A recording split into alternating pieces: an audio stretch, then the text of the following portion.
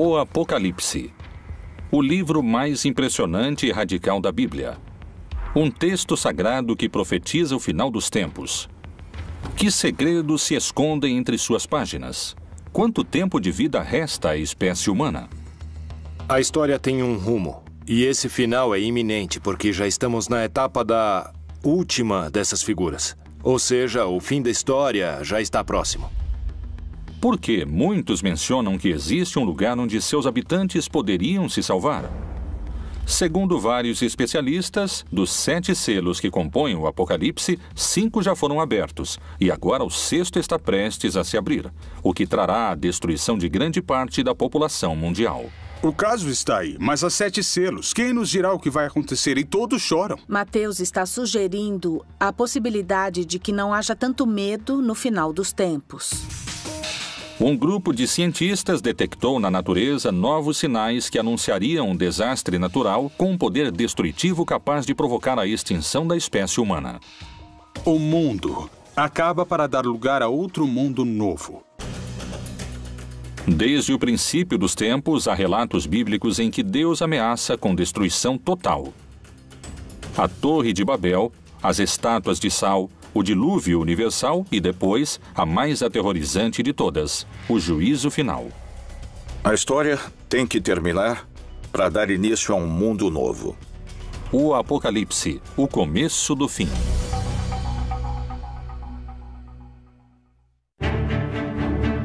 Ao longo da história, a ideia do fim do mundo provocou numerosas teorias. Algumas inspiraram esperança. Outras até provocaram suicídios em massa. Várias reavivaram o histórico enfrentamento entre a fé e a ciência. Mas, de modo geral, todas previram um final que nunca chegou. No entanto, hoje, vários cientistas e estudiosos da Bíblia consideram a possibilidade de que o fim do mundo esteja próximo.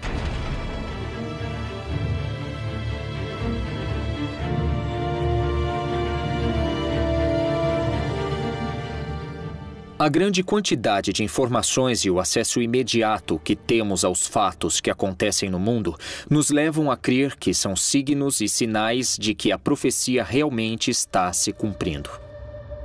Qual é a informação secreta contida no livro mais impressionante da Bíblia e que acaba de ser revelada? Talvez algumas respostas se encontrem no contexto em que o Apocalipse foi escrito. Palestina, ano 90. Pouco depois da morte de Jesus Cristo, os seguidores de sua mensagem cresciam em número no Império Romano. Mas, nessas terras, a ideia do Messias era sinônimo de rebelião política. O apóstolo João era uma figura-chave para os romanos. Ele descreve um império corrupto, assassino, perseguidor, que se opõe a essa verdade messiânica que eles interpretam. Então, ele vê esse mundo em estado de destruição. O livro do Apocalipse é uma fórmula literária em que, de alguma maneira, aqueles que o escreveram tentaram dar certa esperança às pessoas que estavam sofrendo uma perseguição. O autor do livro do Apocalipse se apresenta como um desterrado na ilha de Patmos e é geralmente identificado como o apóstolo João. O Império Romano concedeu a João um destino mais benévolo que ao resto dos seguidores de Cristo. Ele foi exilado na ilha de Patmos. Lá, ele teve as supostas revelações divinas que plasmou naquele que se tornaria o livro mais controvertido da Bíblia, o Apocalipse. O livro do Apocalipse foi escrito pela Igreja no último momento do Novo Testamento, por volta do ano 100, e significa a revelação. Através de visões proféticas, o livro parece prever a destruição do mundo de maneira progressiva até o retorno de Jesus, que regressará para julgar toda a humanidade e salvar os cristãos. A estrutura do texto é complexa. Contém etapas distintas, marcadas por 7 selos, 7 trombetas e 7 taças. A ideia da trombeta como aquilo que anuncia, a ideia da taça como aquilo que contém, que sustenta algo, que se derrama, a ideia dos selos como aquilo que, de algum modo, dá certificação.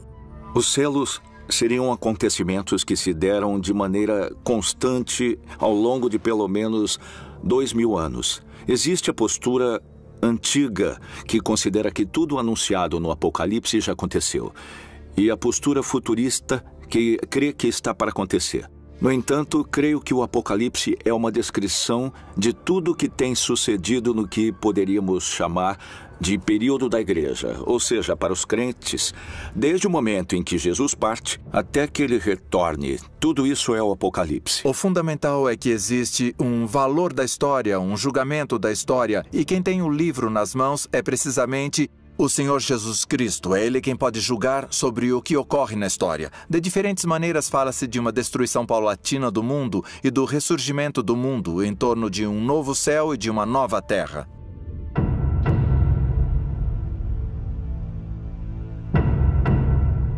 Até hoje, esse texto complexo tem suscitado todo tipo de interpretações. Uma das hipóteses é que nos encontramos na fase final do Apocalipse. É a etapa chamada Grande Tribulação.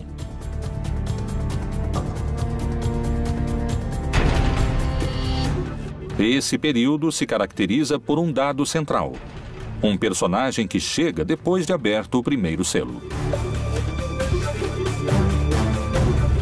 Parei sobre a areia do mar, e vi subir do mar uma besta que tinha 7 cabeças e 10 chifres. O que o Apocalipse diz é que então vai haver uma batalha em que o vencedor final será Cristo. Ele vai vencer o anticristo, a besta. Esta besta representa todo o poder contrário ao cristianismo. O primeiro selo é um cavaleiro branco que representaria os falsos cristos que vão se deixar enganar quando renunciam ao verdadeiro rei, que é Jesus. O texto narra que a besta tem tanto poder que vencerá todos que tentem enfrentá-la.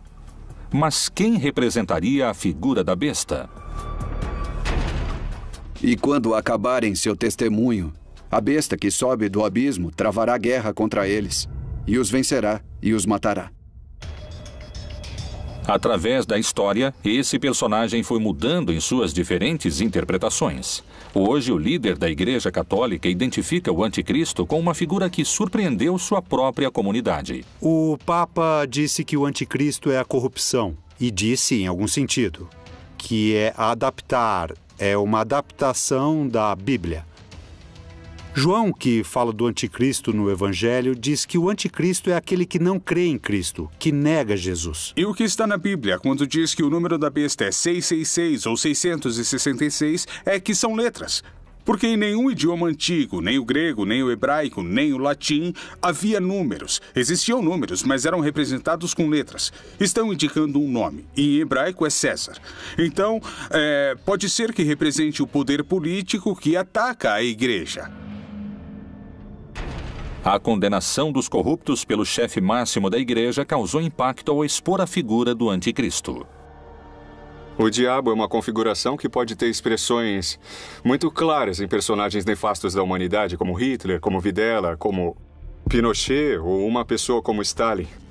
Pessoas horríveis da humanidade, mas não sei se o diabo se encarnou nelas. Eu acredito que eles foram expoentes da maldade, que seria atributo do diabo. Mas creio que nos equivocamos e que o pior da maldade é exercida por seres humanos. Por trás de tudo isso, há homens e mulheres que a exercem. Então, aí, podemos identificar os anticristos que existem nesse sentido.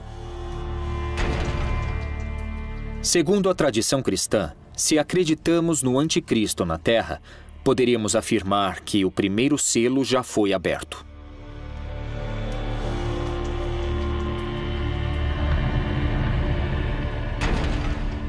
O segundo selo revela um cavalo vermelho, que significa a violência, a guerra, e que precisamente está descrevendo a guerra, a destruição da comunidade. O cavalo na América Latina, pelo menos no Cone Sul, era muito comum como meio de transporte. No Oriente Médio é muito mais restrito, há muito menos cavalos.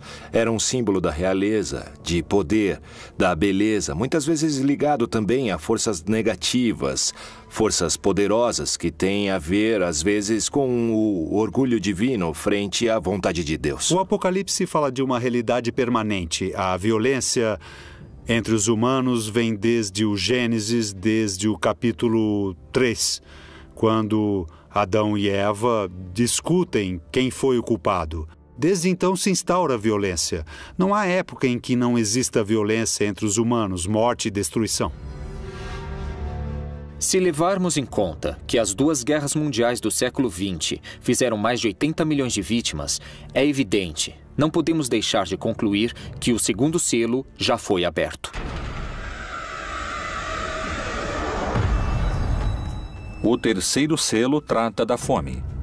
Uma pessoa em cada 9, 13% da população mundial, passa fome, segundo dados do último relatório da ONU.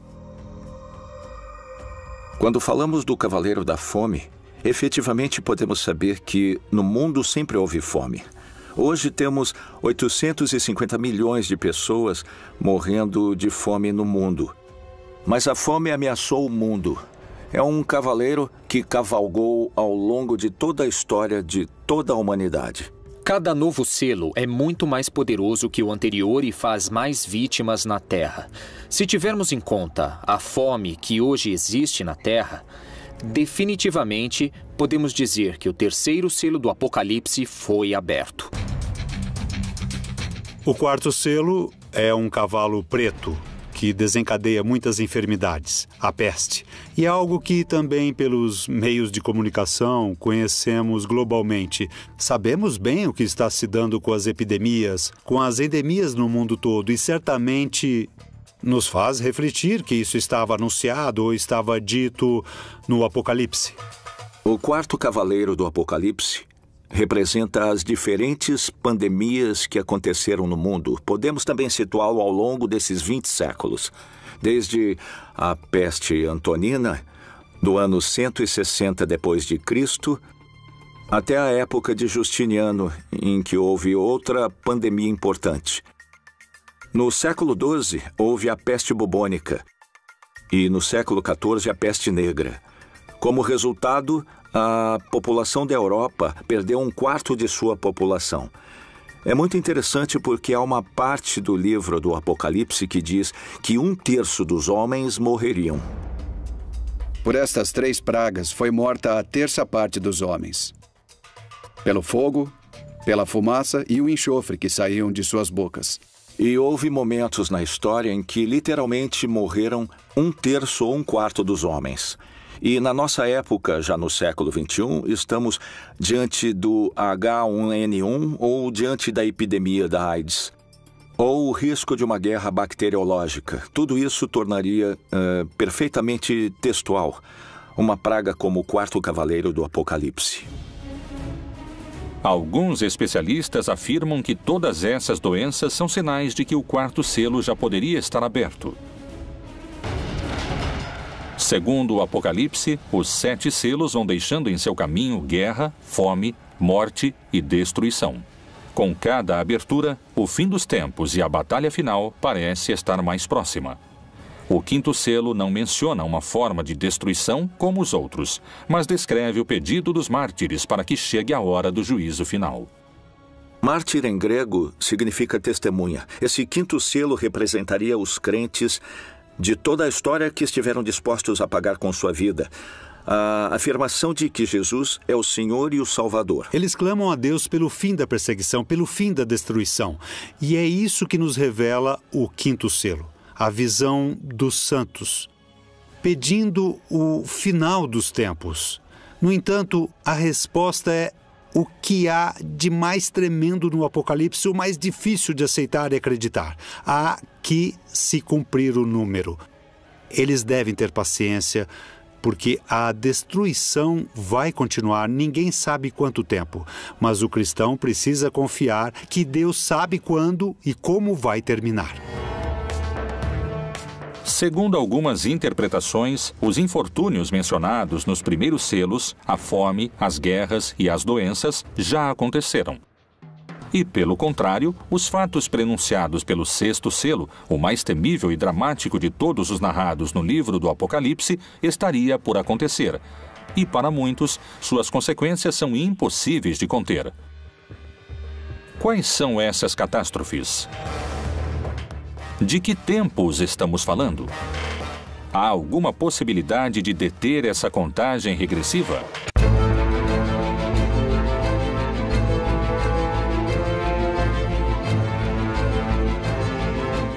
O Apocalipse, o livro mais misterioso da Bíblia.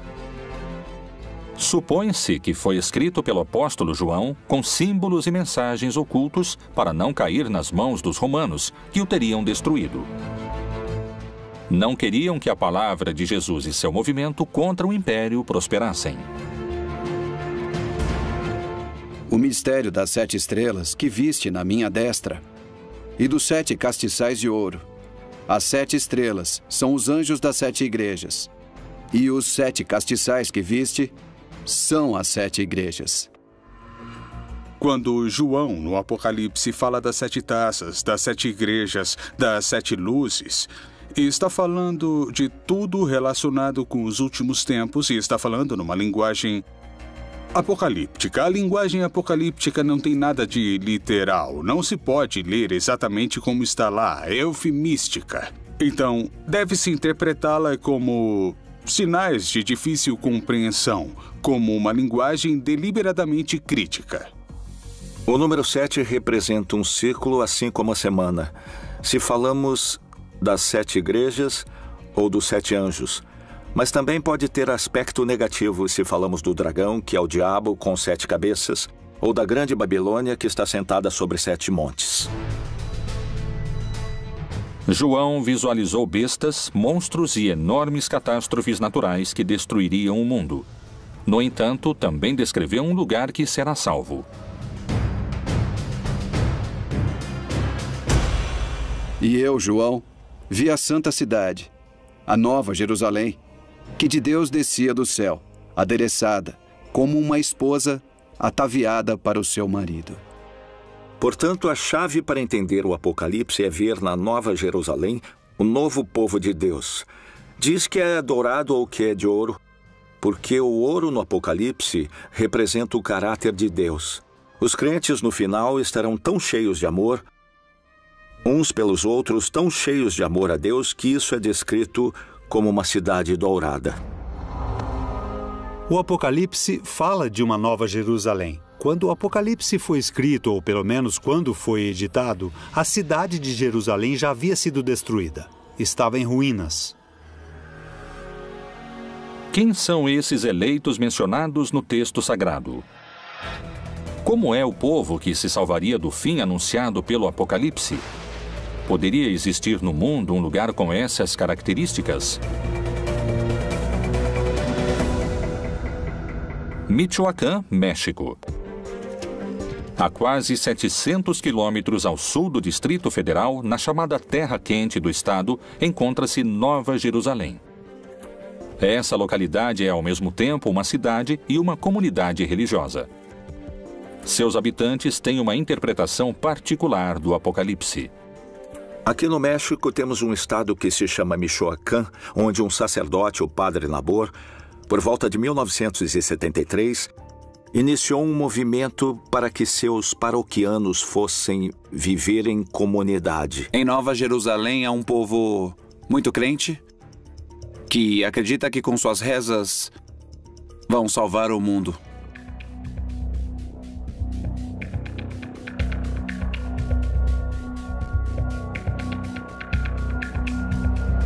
Nessa cidade nos disseram que o mundo vai acabar e que só vão se salvar aqueles que têm fé em Deus e os que rezam, os que se ajoelham e pagam o dízimo, os que se humilham, os que ficam de joelhos diante do tirano, que é o que sempre nos disseram. Como começou essa ideologia que hoje define a vida cotidiana de cerca de 2.500 pessoas?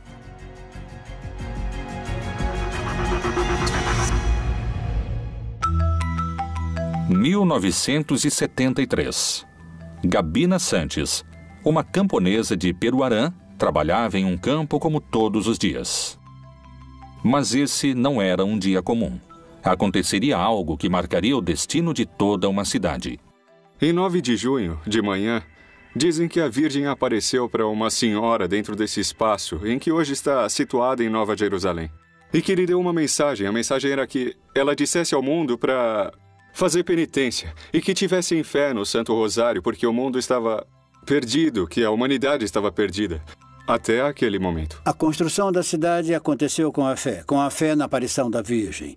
E depois começaram a vir, primeiramente, os habitantes vizinhos daqui. E nessas peregrinações, alguns resolveram morar aqui.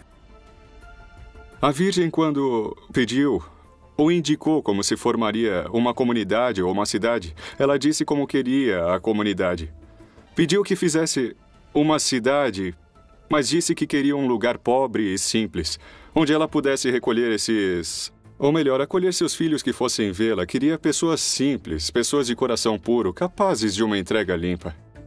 E indicou que tinham que fazer um lugar diferente de qualquer outro para salvar o mundo.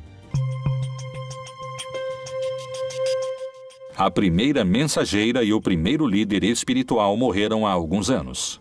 Assim, o dom de receber as supostas mensagens e a liderança dentro dessa comunidade coube a outras pessoas. Hoje, se supõe que uma mulher é a encarregada de se comunicar com a Virgem e existe um líder que determina os destinos da cidade. As regras são muito rígidas. Nós somos fiéis à Virgem do Rosário. Acreditamos nela, acreditamos na sua aparição, acreditamos na maior parte das mensagens que transmitiu do ano de 73 ao ano de 81. A devoção a ela se dá em primeiro lugar com o Rosário. Rezar o Rosário, levá-lo consigo, é dessa maneira que se dá essa devoção. As condutas proibidas em Nova Jerusalém são... basicamente, não usar tecnologia, como telefones celulares, internet, redes sociais. Em termos de roupas, para as mulheres, não usar decotes nem minissaias. E rezar diariamente, 2 vezes por dia, 3 vezes por dia, pagar o dízimo. Está proibido o namoro, está proibido a educação laica, está proibido o futebol. Ou seja, basicamente, as crianças não têm nenhum tipo de distração e passam o dia inteiro rezando. Desde os primeiros séculos e na Idade Média houve grupos que trataram de fundar comunidades onde se estabelecesse a Nova Jerusalém. E especialmente quando a América foi descoberta, vários grupos puritanos, incluindo alguns seguidores de Colombo e o próprio Colombo em seu livro de profecias, achavam que haviam chegado a um lugar onde a Nova Jerusalém seria estabelecida. Então a Nova Jerusalém, em vários lugares da América Latina, representa a Nova Israel, ou seja, os crentes judeus e não judeus do mundo todo, que no final dos tempos serão um conjunto de seres humanos que adquiriram um caráter parecido ao de Deus e, portanto, é representada com ouro como uma cidade resplandecente, porque sua natureza é uma natureza sublime.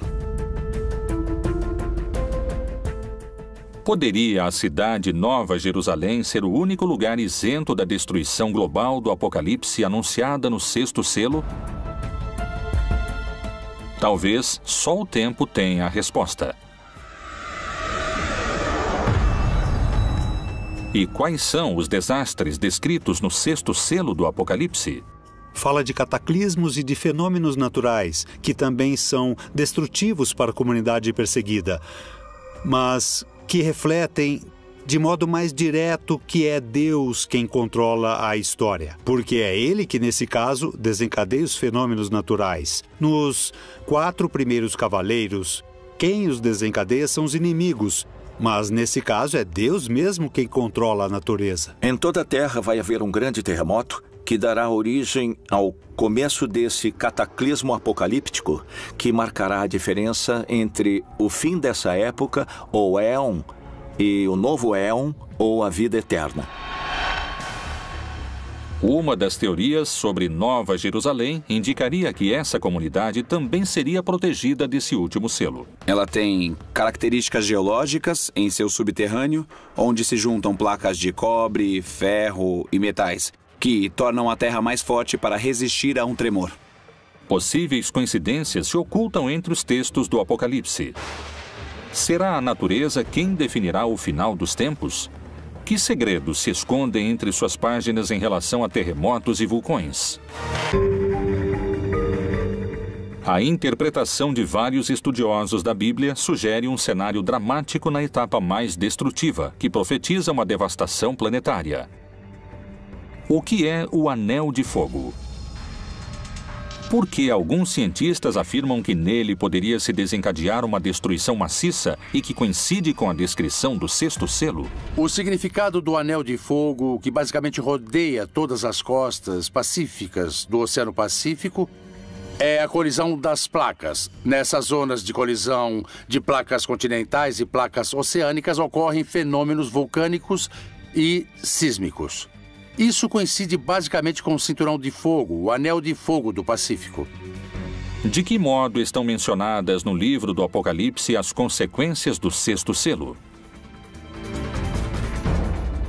Mas quanto aos covardes, aos incrédulos, aos abomináveis e aos homicidas, e aos que se prostituem, e aos feiticeiros, e aos idólatras, e a todos os mentirosos, a sua parte será no lago que arde com fogo e enxofre, o que é a segunda morte. Do ponto de vista geológico e astronômico, os fenômenos são basicamente a extinção do Sol. O Sol vai passar a ser um gigante vermelho, aumentará significativamente de volume e absorverá nesse crescimento tanto Mercúrio quanto Marte. A proximidade do Sol fará com que o planeta se aqueça muitíssimo e, nesse momento, desaparecerá a vida. E havendo aberto o sexto selo, olhei, e eis que houve um grande tremor de terra. Quando se abre o sexto selo do Apocalipse, ocorrem os terremotos. Aqui, a palavra é literal. Não existe outra definição, nem explicação, nem nenhum tipo de erro de tradução. O reaquecimento poderia estar simbolizado pelo fogo, mas parece que esse não é o único desastre natural possível. A mensagem da Virgem de Nova Jerusalém anuncia que o final também poderá chegar através de grandes terremotos. Qual é a visão dos cientistas? Tal como o Anel de Fogo, também existe um risco maior de terremotos na América Latina?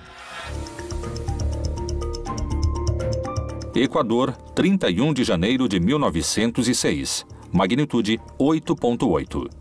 Chile, 22 de maio de 1960. Magnitude 9.5. Foi o terremoto mais violento de que se tem registro. 4.000 pessoas morreram e cerca de 2 milhões perderam seu lar. México, 19 de setembro de 1985, magnitude 8.1. Mortos, 20.000. Haiti, 12 de janeiro de 2010, magnitude 8.0. 220.000 pessoas morreram. Os pontos do mundo com maior atividade sísmica são os que se encontram próximos de alguma falha, que é a união entre duas placas tectônicas. Toda a costa ocidental da América, não só da América Latina, mas também da América do Norte, que é parte do Cinturão de Fogo do Pacífico, tem atividade sísmica permanente, de graus baixos até graus altos, mas sempre está relacionada ao movimento das placas tectônicas, como é o caso também do vulcanismo. Porque se levantará nação contra nação e reino contra reino. E haverá terremotos em diversos lugares, e haverá fome e tribulações. Estas coisas são os princípios das dores. O aumento da grande quantidade de terremotos que vem acontecendo desde 2009 é um fenômeno que a ciência investiga e para o qual ainda não pôde dar uma verdadeira explicação.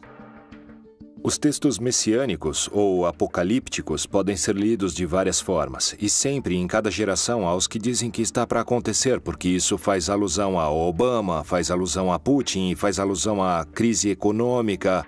E isso fala de tal guerra, ou seja, sempre houve pessoas que tentaram interpretar os textos e focalizá-los. Na seita do Mar Morto, há um tipo de literatura que se chama Pesher, que é a interpretação, por exemplo, do profeta Habacuque ou outros. E aí eles fazem isso a um texto bíblico e eles agregam. Essa figura é tal pessoa que existe hoje, ou seja, querem ajustar o texto e adaptá-lo. Ou dizer, viu, isso explica o que está acontecendo hoje em dia. No início do século XX, começaram a surgir os primeiros sismógrafos e assim começamos a ter um registro mais exato da atividade sísmica até o presente, com melhores equipamentos e uma maior quantidade de equipamentos para registrar a atividade sísmica. E assim podemos verificar com maior precisão todos os sismos que ocorrem no planeta.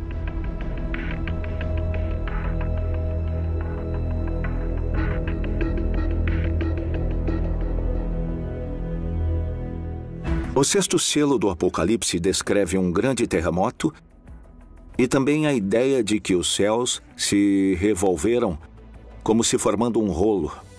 Agora, é claro, toda a descrição desse selo é feita com as palavras da cosmogonia antiga.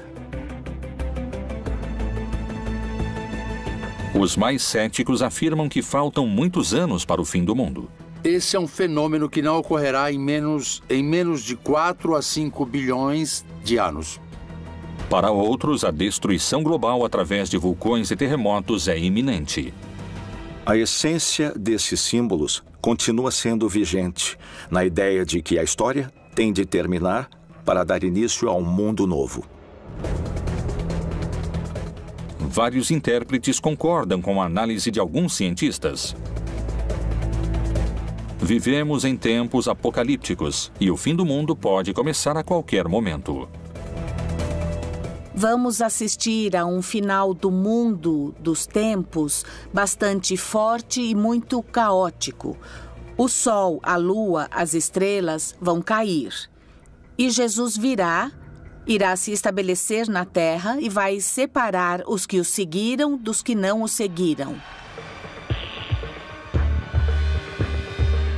Qual é a evidência que confirmaria o possível retorno de Jesus antes do fim dos tempos? Talvez a resposta se encontre em outros livros da Bíblia.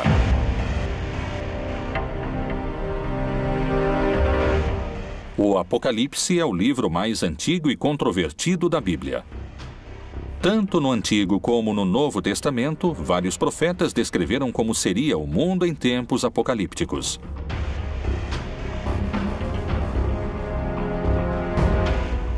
E este evangelho do reino será pregado em todo o mundo, em testemunho a todas as nações.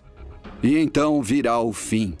No Evangelho de Mateus, nos capítulos 24 e 25, utiliza-se essa expressão literária para falar do final dos tempos, mas utilizando o personagem de Jesus. Mas o interessante do Apocalipse é que matam os que não creem, os que não seguem Jesus, os que não foram fiéis a Jesus. O povo cristão não deveria ter medo de ler o Apocalipse, porque é para aqueles que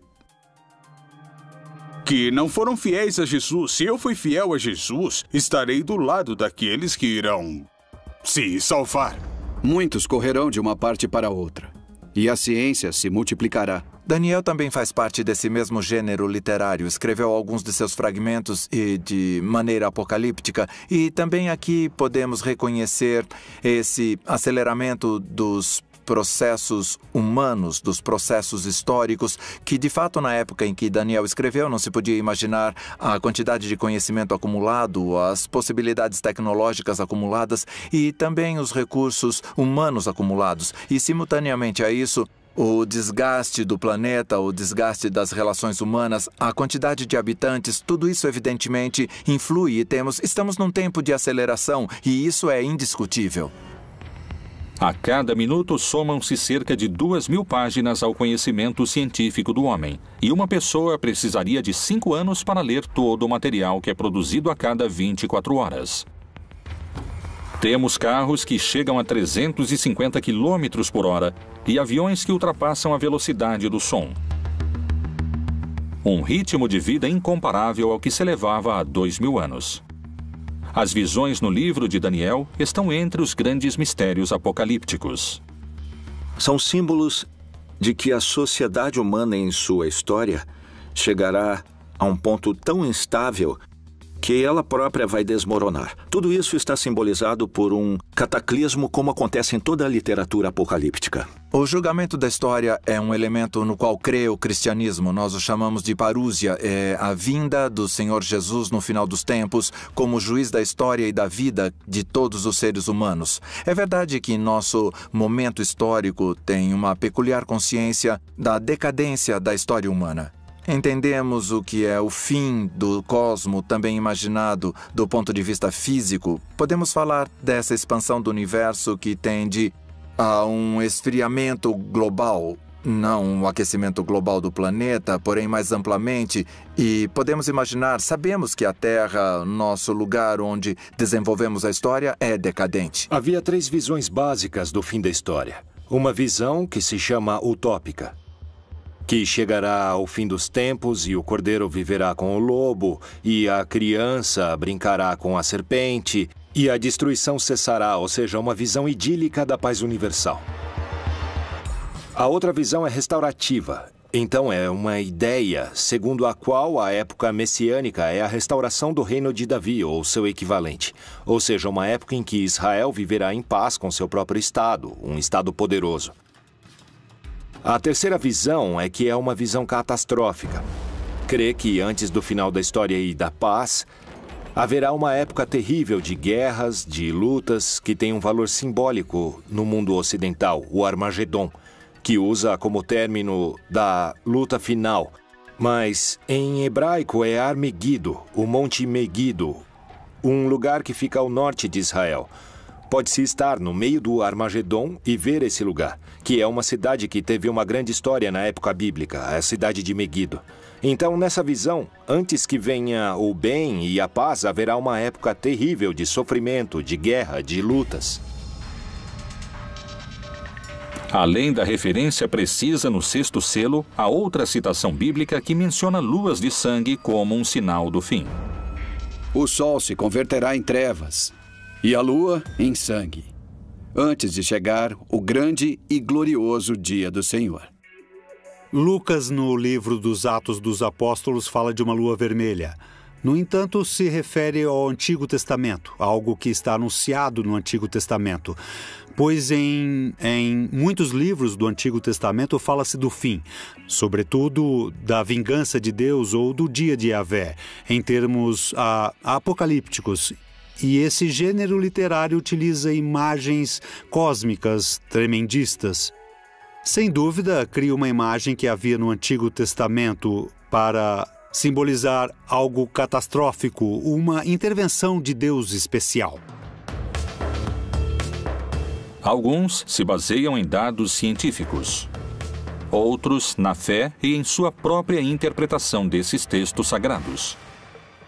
Muitos afirmam que estamos a caminho de abrir o 7º selo e que começou a contagem regressiva. O que ninguém sabe é se o mundo acabará em milhares de anos ou em poucos minutos.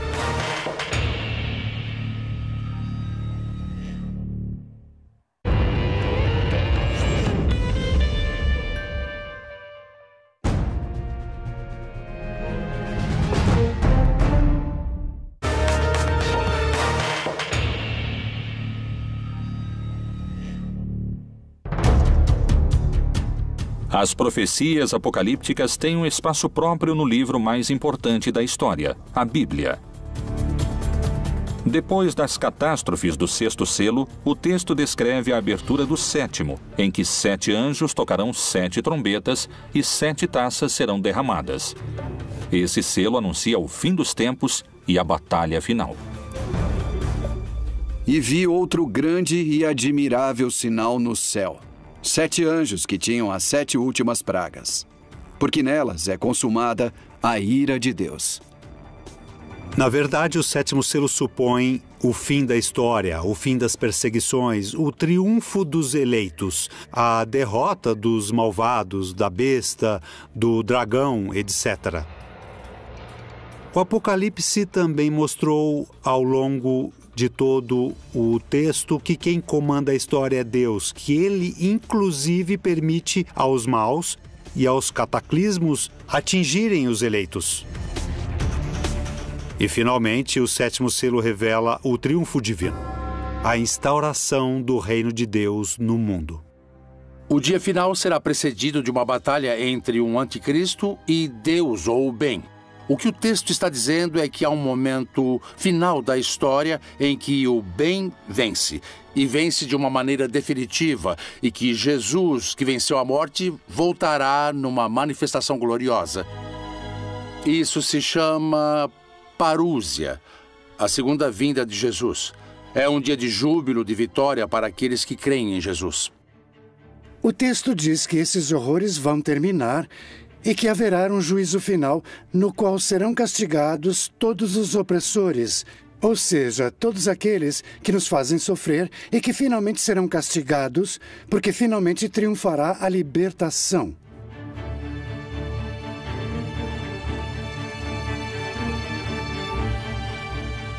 É uma mensagem de esperança. Mais tarde, a igreja transmitiu isso como se fosse uma revelação sobre o que vai acontecer depois da morte, que haverá um juízo final sobre todos, ok? Então isso já é uma interpretação feita pela igreja que faz parte do seu projeto de dominação. O Apocalipse não é um livro histórico. Não é um livro do futuro, não é como uma bola de cristal que revela o futuro. É um gênero literário, escrito no gênero literário judaico-apocalíptico.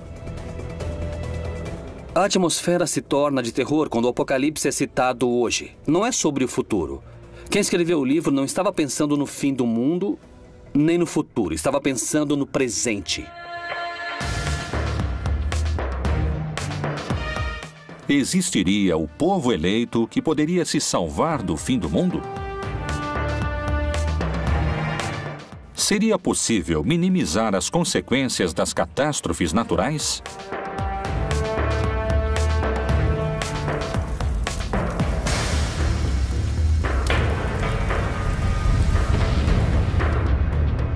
Se as interpretações recentes estiverem corretas, estaríamos em contagem regressiva? Seria preciso um milagre para nos salvar? O Apocalipse seria o melhor roteiro de um filme de ficção ou a advertência de um final anunciado? Só o tempo trará essas respostas.